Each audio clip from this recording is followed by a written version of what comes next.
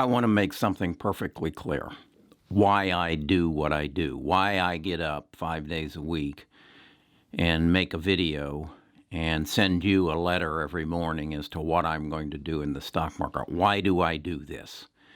There is only one reason, and that is to help you achieve your dreams. And I mean that sincerely. I didn't have the help that I thought that I would have liked to have had in my life, but I have gained some knowledge and I want to share it with you. First of all, the question is, how do you make more money in the stock market? The answer to that is you have more invested in the stock market. It's that simple.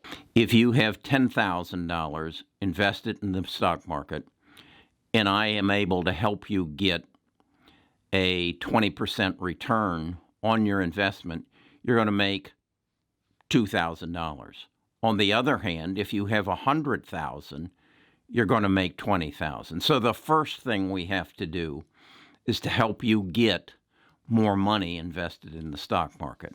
The first thing I would tell you to do is live small. That is, take more of what you earn and save it. I think the best way to do that, the easiest way, the first way, is start making your own coffee. Start eating more at home rather than in restaurants. If you drink, drink at home rather than at a bar. To go to a bar and eat and drink and run up a $100 bill is foolish, when you could have that $100 to invest in your future.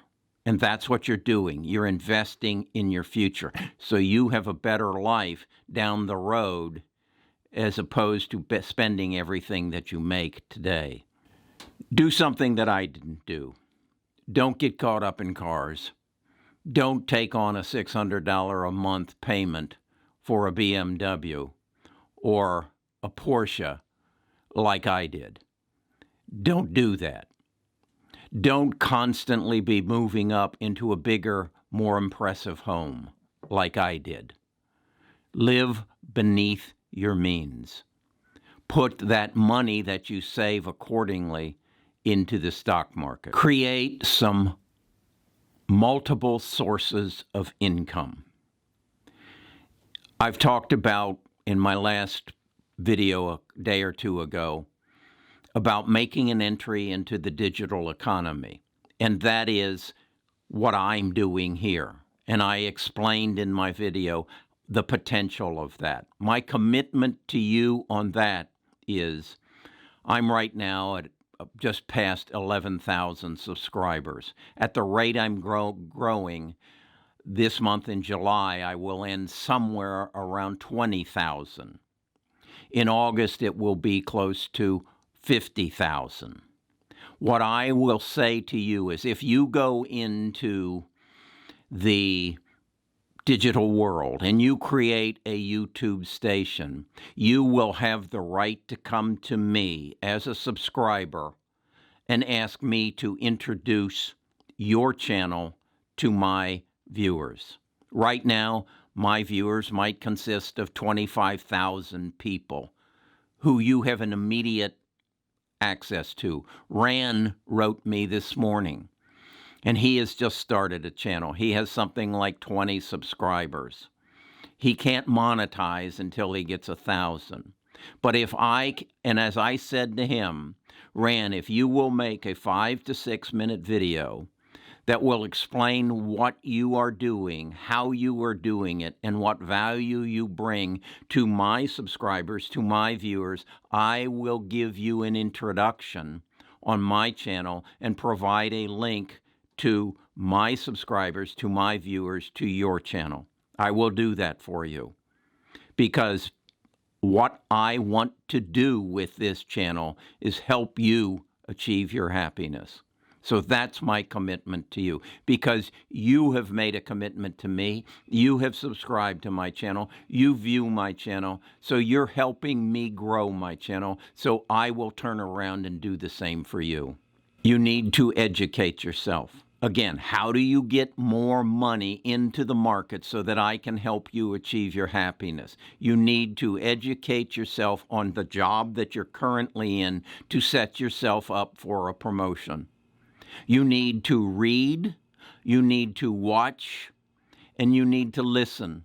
And that is, get books, read those books that will educate you and make you the smartest person in your field, so that they have to promote you to keep you.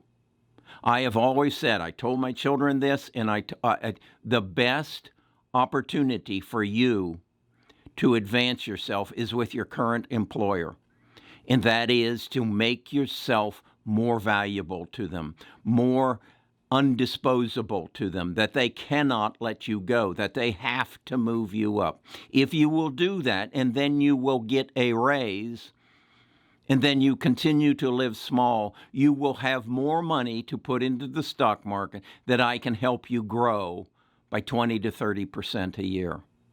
That's how you make more money in the stock market. Then you have to invest smart.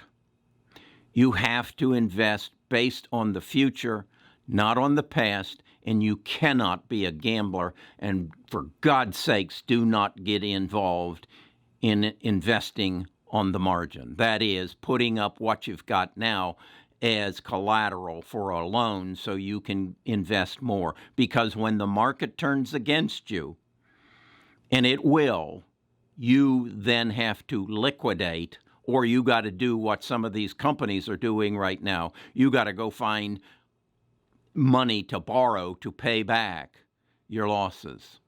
Don't do that. Invest your money, not borrowed money, and get more money by improving your position in life. Once you've done those things, now you have to learn to manage yourself. This is the most critical part of this equation.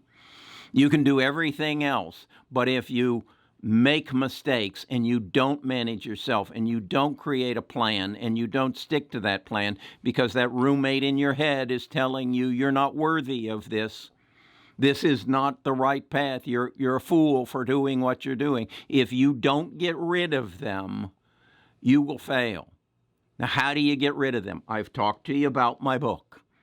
My book is Why Are You You? In the description, there is a link to it.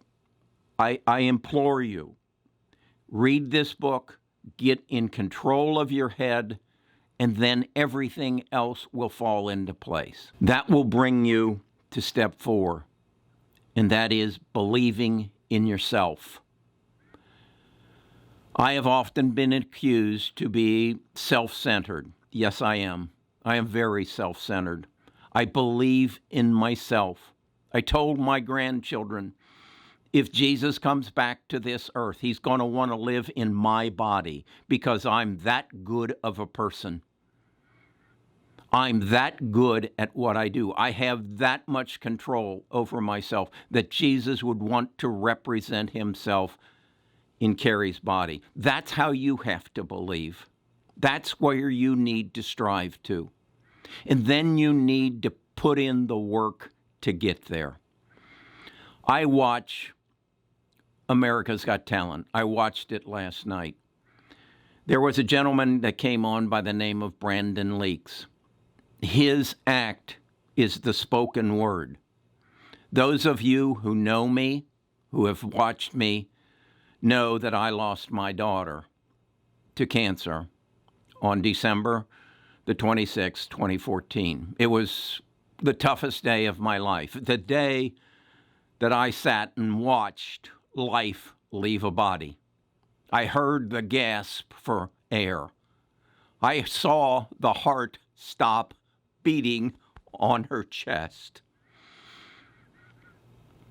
I want you to watch what I'm about to show you. Shannon, my daughter, has a brother. He's 4 years older than her. Brandon is 4 years older than his sister. Watch this. Remember this. and make yourself a better person, and I'll help you make more money in the stock market. Thank you. I do like my job, but in terms of my passion, what I would love to do is being able to turn my art into my full-time work. Hi, how are you? What is your name? My name is Brandon Leak. Hi, Brandon Leak. And where are you from, Brandon? I am from a small little city called Stockton, California. Stockton, California. And what do you do for a living? For a living, I work at a high school and a college, but I also run poetry workshops with youth in my city. Well, that's wonderful. Yeah. Wow. So poetry, is that what you're going to be doing tonight? Yes, I'm actually the first spoken word artist that you guys are ever going to have hit this stage. So I'm super excited to bring poetry to y'all. Tell me, because I don't really understand poetry, I'm going to be honest with you. I'm a great intro for you. I bring more about life experience, things that everyday people go through. And where could this lead to if you did well on the show, Brandon? Well, I have like a huge aspiration of being able to put on my own large production one-man show. Okay. So tonight's poem, is it something you wrote? Oh, I only perform stuff that I write, never be able to perform anything else. And what is it? What is this one about? So tonight's poem is actually an ode to my sister. Are you close to your sister? Very much. She's here with me now. Oh, she's backstage? Kind of. Well, we already love you. Make us love your poem. Beautiful, I got you for that.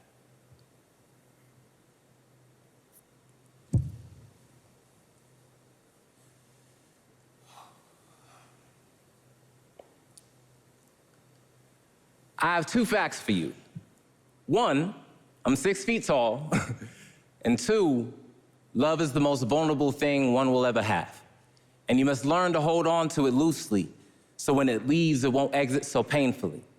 On July 14th, 1996, an angel was brought to this earth. Her name, Danielle Marie Gibson, but I only know her as Puff.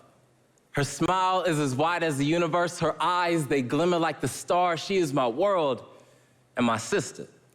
I, just 4 years old at the time, learned what it meant to love selflessly, for on days in which my strength was but knee-high, seeing her smiling face would make my soul fly. But on March 23rd, 1997, I've been ground-bound because she left Earth to go back home amongst the stars, right next to God, but I was left here to manufacture wings out of tears and broken dreams, yet I'm still haunted by these nightmares because I have a really creative mind, and sometimes it designs these alternate realities where she is still here, still alive, and all the things I wish we could have done are played again and again and again, and I'm tired of playing God because I gotta come to terms with the fact that my sister ain't never coming back.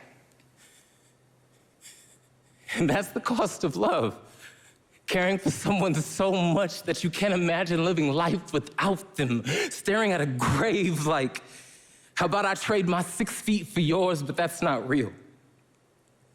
And I know I said earlier to hold on to love loosely, so when it leaves, it won't exit so painfully. But if this pain and these memories are all that I got left of you, I won't never regret these scars from just trying to hold on to you.